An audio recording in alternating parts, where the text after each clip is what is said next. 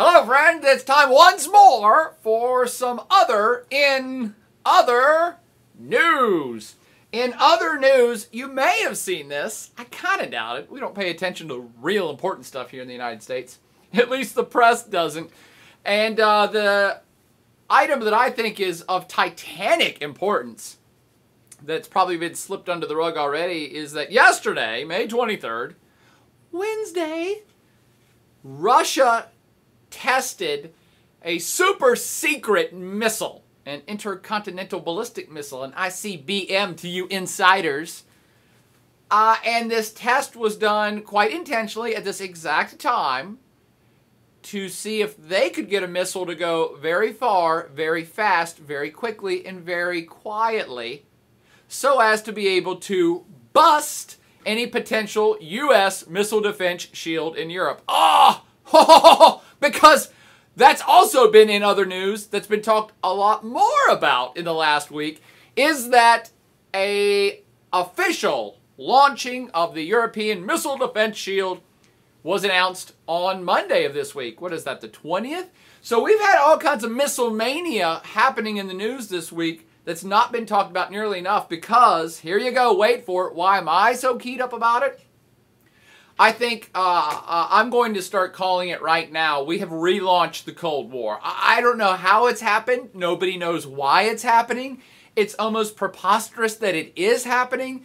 But the U.S. and their NATO allies and Russia, all parties involved, have pretty much, very quietly, pretty much decided that we're going to have massive weapons buildups again to counter each other. Now, maybe I'm getting a little ahead of the story. Let me put it in chronological order here. In other news of this week. So, actually back in on May 10th, a whopping 2 weeks ago, the United States announced they had the first official successful test of the SM-3 missile, which is the interceptor missile that's part of this whole missile defense shield nonsense program, savior of planet Earth, whatever your viewpoint of the missile defense shield is.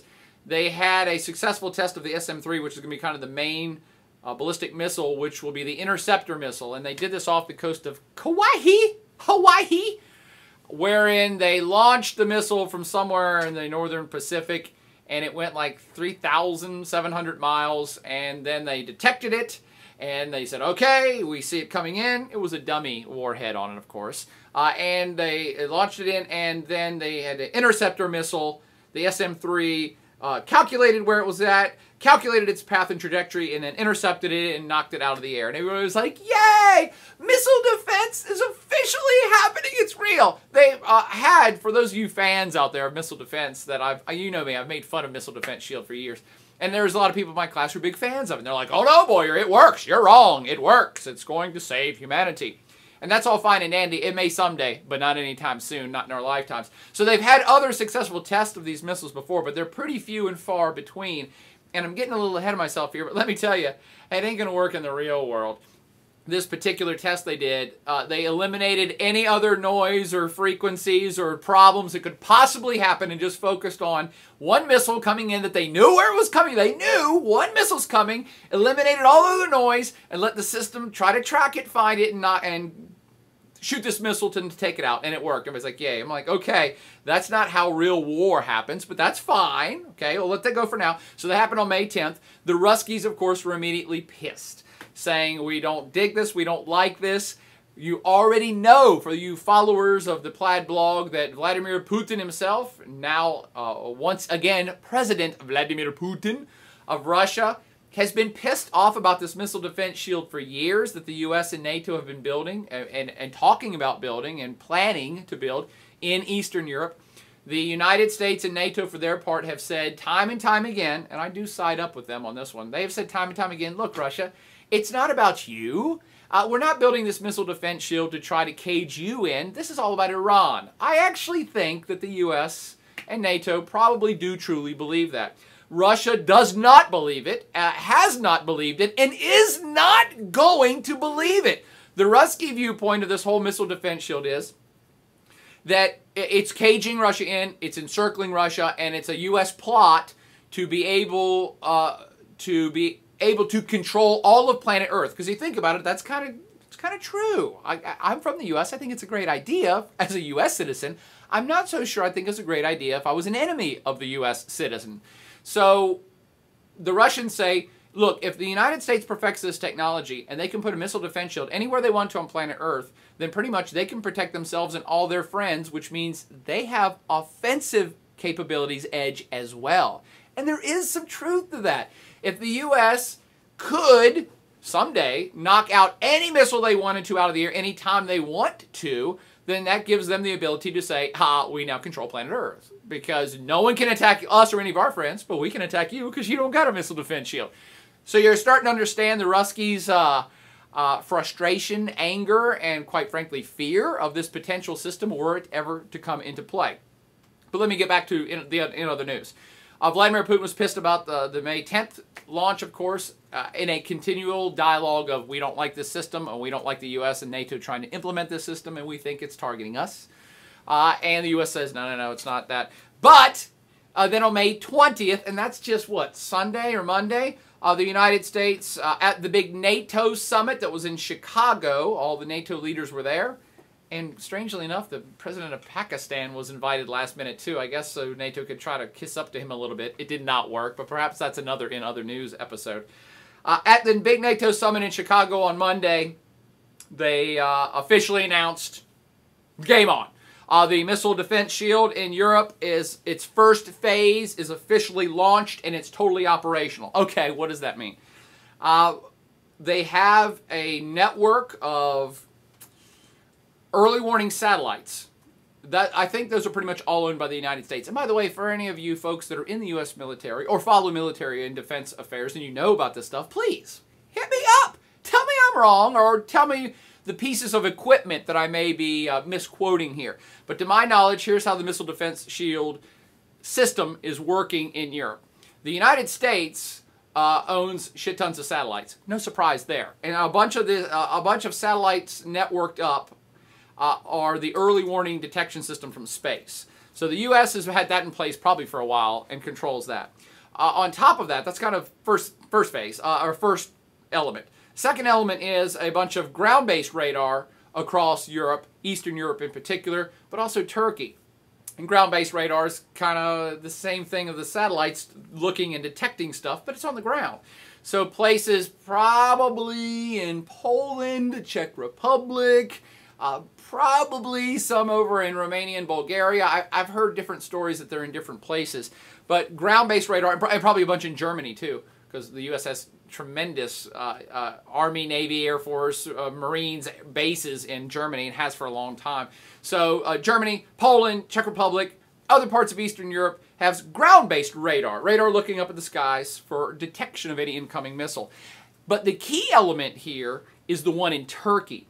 And I think this is part of the official launching, is that Turkey has a high-powered X-band radar. What's an X-band radar? I don't know, but it sounds cool as hell. Let's build a comic book out of that, the X-band. The X-band radar, and it's in Turkey. Always think geography. That's crucial. If you actually are worried about Iran, the one in Turkey is the main one, because it's right next door to Iran. So this exceptionally high-powered ground-based radar in Turkey officially launched. And so that's the second element. So satellites, ground-based early detection systems. But then the kind of third element that's the most crucial is the interception system. And virtually all of this is ground-based. So you have missiles at strategic positions. Again, maybe in Germany. I know the ones they announced are ground-based Patriot missiles in Germany and the Netherlands. Seems like a bit of a stretch geographically, but in the Netherlands and Germany, announced, it's known, there are probably ground-based missiles, Patriot missiles in Turkey, although that's not been announced.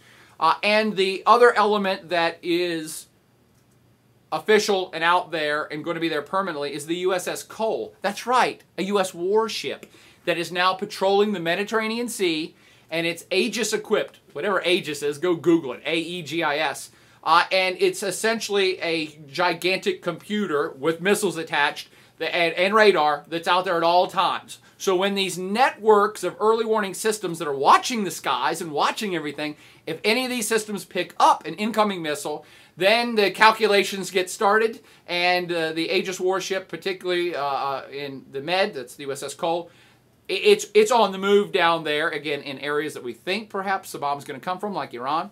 And it has the capability to do the mathematical calculations and launch a missile either from that warship or one of the ground-based systems to intercept the incoming missile. Ha! Got it? Isn't this crap cool?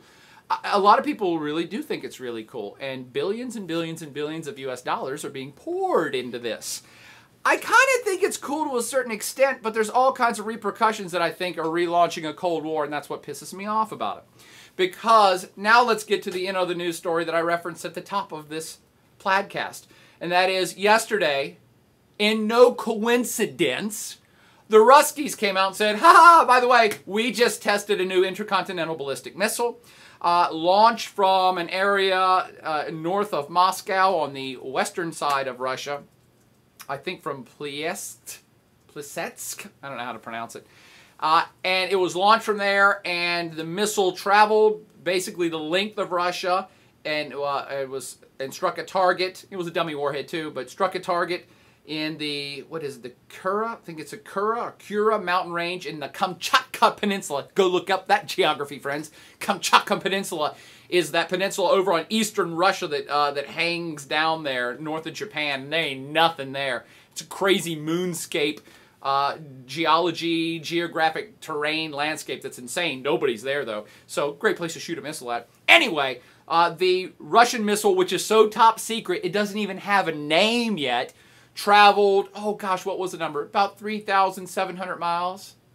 Just like the one that the U.S. tested in the Pacific, at this target, and it was supposed to be using some new top-secret rocket fuel that makes it go faster and with more stealth. This is what the Ruskies say. And they say, yes, and it was a great success. It got there faster than any missile we've ever shot, and it went almost 4,000 miles. And here's the kicker. The Russians said, oh, by the way, and of course this test was done to make sure that we can penetrate and evade the U.S. missile defense shield in Europe. I mean, nobody's pulling any punches here. The U.S. may say, hey, look, this missile defense shield ain't about you, Russia, but Russia keeps saying openly, we think it is, and so now we're developing weapons to make sure that we can bust your defense system. Whew. How's that for a new Cold War relaunch? On top of that, the Ruskies already have this system called the Iskander. The Iskander mobile platform. You can Google that too. It's I-S-K-A-N-D-E-R.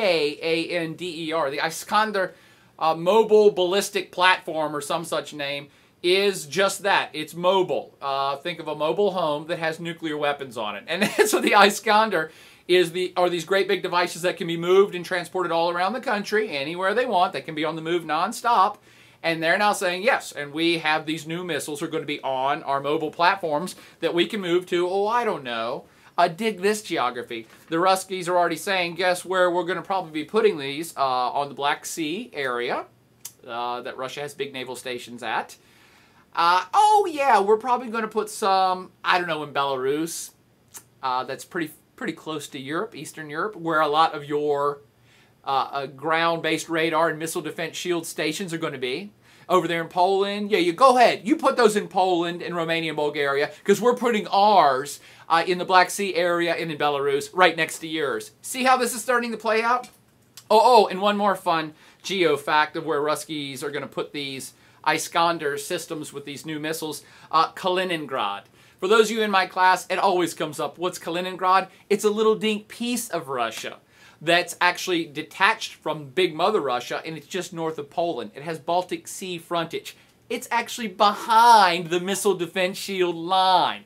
And the Ruskies say, yep, we're putting missiles there too. In fact, they've threatened this in the past, and now they're saying, yep, our new missiles will be on the Iskander mobile platform, and they'll be over in Kaliningrad. You guys want to keep playing? You want to keep playing this game? Let's play this game. The game's called New Cold War Weapons Buildup. And I think it's sad, it's terrible, the idea that the U.S. and Russia are going to be in a new arms race, and that's really what this is. It's shaping up into a new arms race.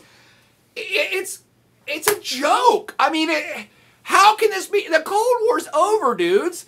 Now, again, the U.S. would say, hey, we ain't doing it. It's the Ruskies. But you know what? Whether it's true or not, what the Ruskies believe, the circumstances and end result's going to be the same. And that is, we are now back into an age where massive arms build-up is going to occur. It's going to occur between the Europeans, Team US, and Europe, under the NATO umbrella. We're going to start building up the missile defense shield and probably offensive weapons now. Why? Because the Russians are promising to start building up offensive weaponry. Because here's the paradox for those of you that are big missile defense shield fans. Hey, again, I think it's a wonderful idea. If we could blanket the entire planet in a missile defense shield, then nobody could ever bomb anybody, and that'd be great. But we're not there. In fact, the Ruskies have said, hey, if you're really so much about missile defense, let us do it jointly with you, and therefore we won't feel threatened. And the United States and NATO have said, no, we don't think so. And of course the Ruskies are saying, see, you guys are full of crap. You're going to use this defense shield to isolate us and take away the mutually assured destructive edge that kept both sides at bay during the entire Cold War. So again, I'm not on the Rusky side on this, but I empathize with their fears. And the paradox of the missile defense shield being only implemented and created by the United States and their NATO allies is this. It probably ain't going to work. And even if it is going to work, it's not going to work anytime soon. You know, the SM-3 test, like I said, it was basically a laboratory test. They took all other noise out and said, we know a missile's coming, let's focus all our energies and see if we can find one thing in the air and see if we can take it out. And they were successful, and everybody's like, yay, that's not reality. If an attack were going to occur from Iran or Russia or any other place, they're going to launch 10 million missiles. And they're going to launch a bunch of dummy missiles, and they're going to launch missiles that they can control. And I forgot to add that, by the way. In the top secret test that wasn't so secret once the Ruskies announced it, they said, oh, this new intercontinental ballistic missile we just tested, it has pilot control on it too. So we can reset the course halfway through. Okay, there you've done blown whatever capabilities the current missile defense system has. Now again, for you fans, you're going to say, oh, we'll fix that later. We'll build computers that will be able to operate and calculate mathematics so fast that no matter if they launch a bomb that changes course 10 times, we'll be able to launch a bomb that can also change course 10 times. That's nice. That's interesting. It's fascinating. It's technology, perhaps at its best. But that don't work now. And so, thus, the paradox of this missile defense shield buildup right now is it does not work. It cannot possibly totally intercept 100 incoming missiles, and especially if those missiles can move, can change course. It cannot do that, all right? And because the Ruskies are convinced that the missile defense shield is real, and they're convinced that it's targeting them, as is Iran. I mean, actually, everybody admits it's targeting Iran. So all of these entities are going to assume the missile defense shield does work and plan accordingly. How do you plan accordingly? If you think your enemy has a system that might intercept some of your bombs, how would you plan to beat that system? How about what the Ruskies are doing, which is build better systems and build more bombs. So the paradox of the missile defense shield is it's actually going to create a huge offensive weapons capability, perhaps on both sides. The Ruskies are promising to do it. So again, if I was an enemy of the U.S., I'd be like, oh, so you can intercept 1 or 2 of my missiles? Then I'm going to produce 10,000 of them. And I'm going to produce 10,000 more dummy missiles. In fact, I'm going to produce as many missiles as I could possibly afford. And just in case we ever do go to war with you, I'm launching everything. You won't possibly be able to stop all of that. And that's true. Let me end on this high note. Sorry, this took 20 minutes, but this is kind of a big deal, big story. Here's the high note. Who's the winner in this system? Who wins in all of this mess in a possible new Cold War-style arms race? Weapons manufacturers, man. Dudes, it is high time. It is, woo! This is going to be like the best year and the best decade ever for weapons manufacturers and defense industry manufacturers, because that's all rolled into one.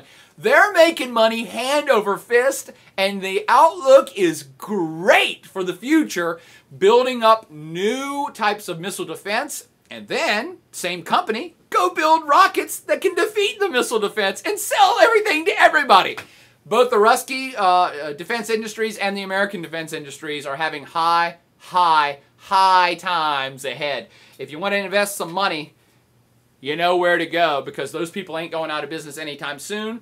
And them, along with these politicians, have successfully gotten both of the major world powers back on track. And China's probably in this game too, to build bombs like never before. Money to be made in very big ways during a new, I'm calling it, the Boyer's throwing it out there, the new launch of the new arms race between countries that will probably never ever go to war.